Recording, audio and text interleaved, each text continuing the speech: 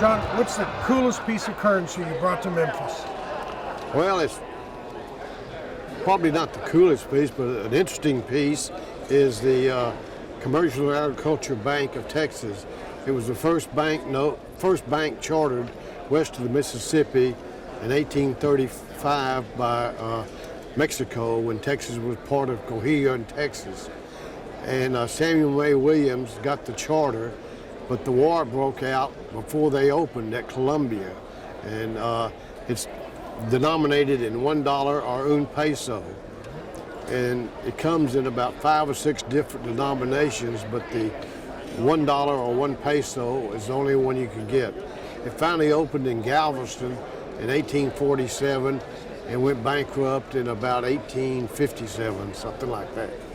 Ballpark of value of the note? Oh, this note here is about $300, but it's the only cheap one.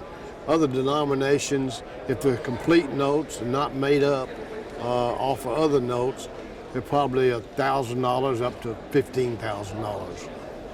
The coolest banknote I brought to Memphis is in India, 1930, 50 rupees, but on a rare city of Madras. And what makes this note a little special is that it's not on the more common cities of Bombay and Calcutta.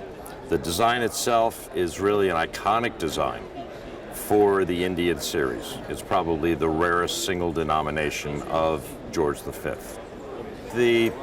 The very low denominations tend not to be that rare, and interestingly enough, the higher denominations above the 50 tend not to be that rare. It's the 50 that's sort of the niche player. I've heard just anecdotal stories that 50 was an unlucky number in Hindu, and people tended not to accept them. It still represented significant money, considering the fact that the Indian rupee was a silver coin, let's say about the size of between a half a dollar and a quarter. But this is 50 of those in 1930 in a very poor country. But the design, the era, and the incredible popularity of the Indian market right now makes this one of the iconic notes in the World Series. Approximate value? Difficult to say to the right person. I would say 20,000 plus. Holly, what's the coolest piece of currency you brought to Memphis? Brought to Memphis in here, the 10 rubies issued by the Reserve Bank of India, but this kind of notes only to be used in the Gulf and the Arabian Gulf region, like the Kuwait, Bahrain, Qatar, the United Arab Emirates, Oman, and circulated. And the only difference between these issued and the one issued and used and circulated in India is the color and the prefix.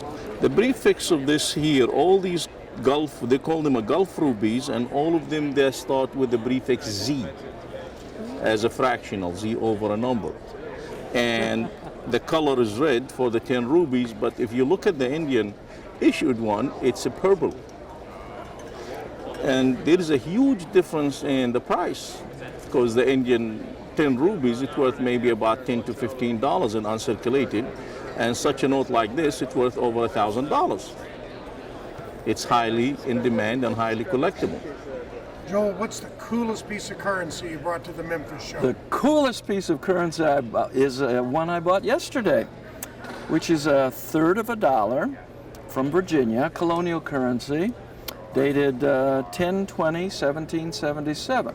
The Colonial note is one issued during the Colonial era, somewhere either prior to the American Revolution or just after. Probably up to 1800, no further than that. Now, this is not a rare note, particularly in the low grade I bought it, but it's the writing on the back, and I have to read it to you because it doesn't show up well on camera. We believe it says, found in a closed-up and barricaded house, number 112 Granby Street, and dated June 20th, 1878.